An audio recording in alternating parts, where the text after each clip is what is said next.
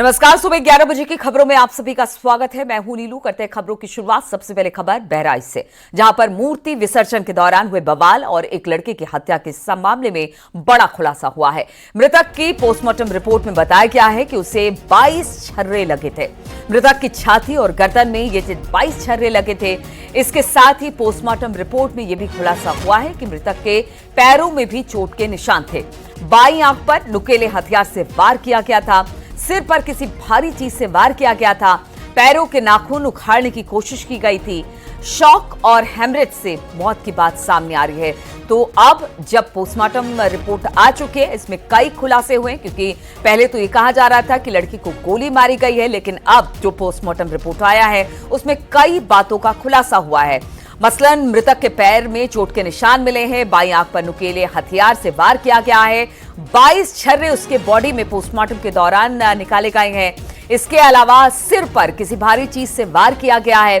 पैरों के नाखून उखाड़ने की कोशिश की गई है और यहां तक कि शॉक और हेमरेज से इस लड़के की मौत की बात सामने आ रही है। तो मृतक के शरीर में 22 छर्रे लगे हैं। बातचीत करने के लिए ऋषभ मणि इस वक्त हमारे साथ जुड़ गए हैं।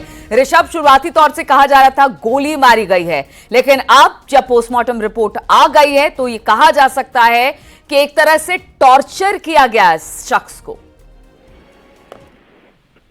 जी बिल्कुल, टॉर्चर तो किया ही गया है। ये बात पोस्टमार्टम रिपोर्ट से साफ हो रही है। कई जगह चोटों के निशान पाए गए हैं। बाईं आंख के ऊपर भी किसी नुकीली चीज से वार की बात सामने आई है। संभवतः आंख को निशाना बनाया गया था। सिर पर किसी भारी वस्तु के प्रहार की बात सामने आई है। कुछ ऐसे निशान अंगूठों में भी है, जिससे ऐसा लग रहा है कि उसके नाखून निकालने की प्रयास किए गए पैरों से। और जो मौत की वजह है वो शॉक एंड हेमरेज है। 12 बोर की लाइसेंसी बंदूक या वो अवैध भी हो सकती है, 12 बोर का कोई असलहा, लेकिन 12 बोर के असलहे में चूंकि उसकी गोली में छर्रे भरे होते हैं, लिहाजा वो जो छर्रे हैं, पैलेट्स इंजरी मिली है करीब 2 दर्जन, वो छर्रे शरीर में धंसे हैं। उसकी वजह से खून बाहर निकला है शरीर से। तो हेमरेज, जिसको अत्यधिक रक्तस्राव बोला जाता है, उस हेमरेज और शॉक के चलते मौत की बात सामने आ रही है। ऋषभ, एक बात बताइए, चूंकि जहां पर इस घटना को अंजाम दिया गया, कहा जा रहा था लड़का छत पर था और उसे नीचे से निशाना बनाया गया था। हालांकि मौत उसकी हुई गोली लगने से, ज्यादा खून बहने से, इस तरह की बात कि हेमरेज से उसकी मौत हुई है, लेकिन उससे पहले अगर नाखून उखाड़ने की बात आ रही है, चोट के निशान है, यानी कि गोली तो मारी गई, साथ साथ उसके साथ उस समय उसे सामने से भी मारा गया और कोई एक व्यक्ति का नहीं बल्कि काफी लोग हो सकते हैं इसमें। जी बिल्कुल, देखिए जो पोस्टमार्टम रिपोर्ट है, जो सोर्सेज से हमें पता चली, उससे इस बात का खुलासा तो हो ही रहा है कि बेरहमी के साथ उसी वक्त की हत्या की गई है। उसके मारपीट भी उसके साथ की गई है। सर पे किसी भारी चीज से प्रहार की बात सामने आई है। बाईं आंख के ऊपर किसी नुकीले चीज से वार की बात सामने आई है।